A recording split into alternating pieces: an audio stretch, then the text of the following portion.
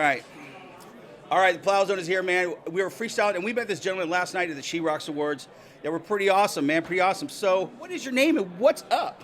My name is Raymond Kulick. My nickname, my stage name was Moni, and we won't go into detail with that. What was it? Moni, M-O-N-I-E. Moni. Like Moni. Yeah. I bet that wasn't the term behind it, though, the meaning, that though. goes back a ways. We'll talk about that another time. But the most interesting thing that I've done is I'm going to show you where this started. This was written 30 years ago, and it transformed, and it's basically a book about our culture done in a very lyrical, poetic, prose storytelling kind of story. And it's broken up into 8 chapters. But 2 years ago, I pulled this out and started showing it to everyone, and they said, you should get that out and get it published. So that transformed into this. Can I see that? Yes. This is called the Songs of Our Nation Lost in Translation. And Our Vanishing Soul Finding Its Way. Poems by Raymond Kulick. That's you. That's me. And it has illustrations. So this just got published. Yep. This is hot off the press. You guys are the first ones. This is the first hot off the press edition. This is gonna be worth something someday, huh? Look at this. And so, okay, so what inspired you to write this book? Well, it's very interesting. Back in most of this work was done between 1995 and 2001. I was working on a rock opera at that time, and I even can show you that if we have time, that is called Visions, Words of Wisdom. And while I was writing that, and when you would hit a little bit of, and it was a very difficult show because it's a rock opera, the story, it progresses through the lyrics that I write.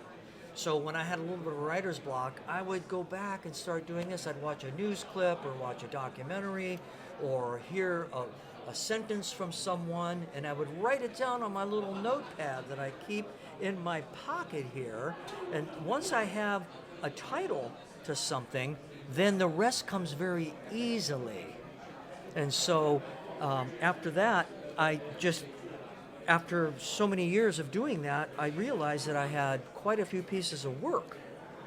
And then I put it into 8 different chapters, and I broke it down, which is very interesting because, and tell me if I missed anything here. In my chapters, chapter 1 is children's issues, women's issues, media and TV, politics and government, inner city hardships in life, health issues and addictions of society, visions of past and present, and then I did a dedication to my father who was on his way out of this world at that time. And of course the next book is already written, and that last chapter will be dedicated to my mother who was still alive at the time.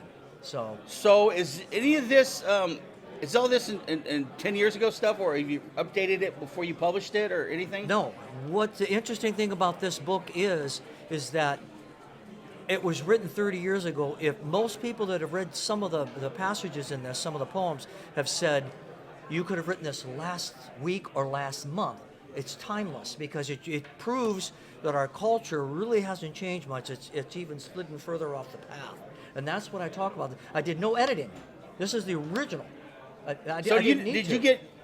You didn't much get into technology in this, right? It's just human nature? Oh, yeah. Just human nature stuff, right? Or what? Human nature stuff, because if I showed you some of these... Look how much technology's changed in the last... Yes. Yeah. I mean, I have a very interesting one in here that I think you'll, if I can find it here really quick, that shows... I wrote about that. Wake Up Call for America. This was about 9/11. And actually... there's many more in here that capture those different time elements. Okay, and then I even have one in here that I wrote about. It's called Freedom's Bell. It's about Kent State, what happened at Kent State.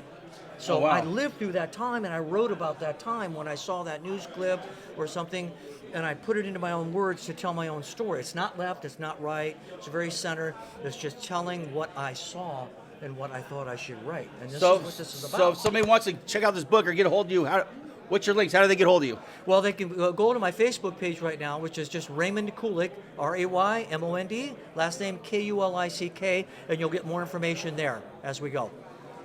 All right, man. Thank you very much for coming to the Plow Zone. It's great meeting you, yes, man. And absolutely. I'm interested in, I'm very looking forward to checking out the book. Thank you. I appreciate it. All right, thank you. Plow Zone, NAMM 2026.